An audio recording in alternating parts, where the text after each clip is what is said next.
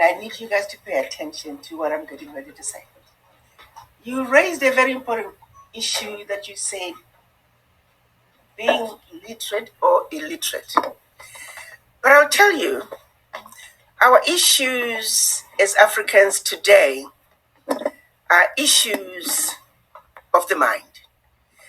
The most dangerous African of today is an African who is colonized, educated or not.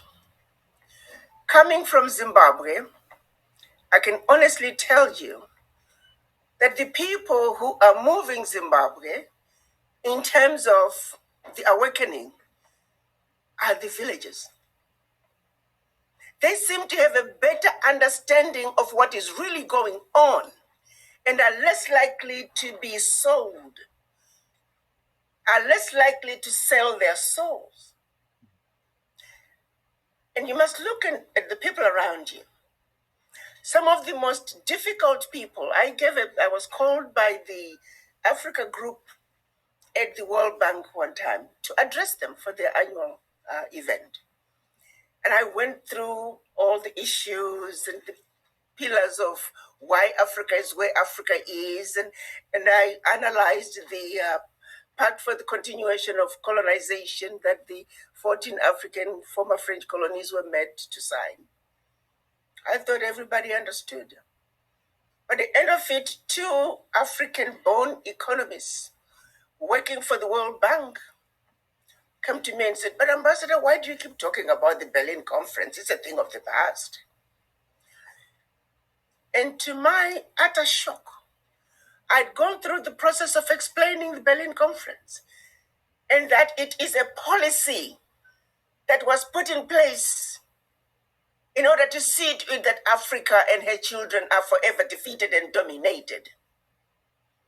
And that as long as we have a country called Togo, as long as we have a country called Burkina Faso, as long as we have a country called Malawi, we are defeated. Intentionally so. So these two economists working for the World Bank are the same ones now that are being used as instruments of our own self-destruction.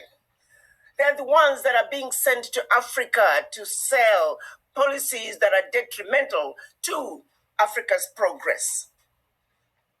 So the question then becomes, what is our education doing for us? And it goes back to the miseducation. The people who are in power are the ones who are failing to stand up and challenge those who are raping us in broad daylight. Pardon my choice of words. I was once asked by one African, "Ambassador, let's try to be nice to these Westerners. Let's not be too direct as we challenge them." And I did ask this brother of mine, I said, "My brother, help me out. How do I tell a man who is raping me to rape me nicely?" I said, "Help me with the language." And this was an educated professor who is advising me to be nice. How long am I going to continue to be nice? Those are the educated people who are sitting in the boardrooms and they choose to be mute. And when they are mute while representing us, that means 1.4 billion Africans are mute. It is not the villager who is sitting at the boardroom table. It is the elite, the educated. So my son, what is our education doing to us? What have we done to undo the colonial education? I hear right here in Ghana, perfect example. There's not a single Kwame Nkrumah book that is required reading in the Ghanaian educational system. Whose problem is that? Most African countries, our educational system is still the colonial educational system. So what do you expect from the leaders that we have today if their education remains colonized? So may I say, the most dangerous person for Africa today is a colonized African. And we must challenge each and every one of us to have a serious conversation with the image in the mirror. Are you colonized? Where do you stand when it comes to the issues to do with Africa? How do you feel about the continued exploitation of Africa? How do you feel about neo-colonization, imperialism? Do you even understand it? Do you even know what the Berlin Conference means when it comes to your ability to buy bread, to your ability to get a job?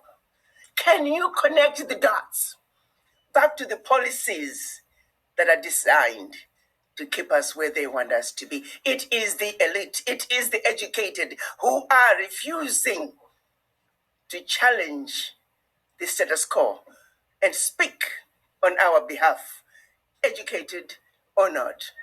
So I like to answer your question by saying our miseducation is what is leading us to the Africa that we are today, an Africa that cannot stand up and defend our turf with facts, with our truth.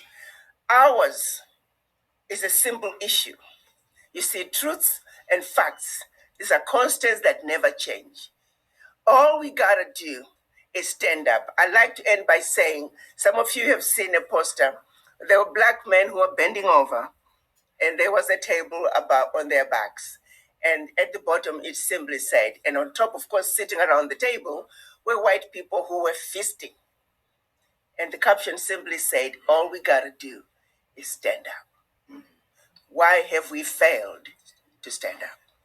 If you have enjoyed this video, please share it and subscribe for more videos on African and African diaspora geopolitics, politics, history, news, and religion.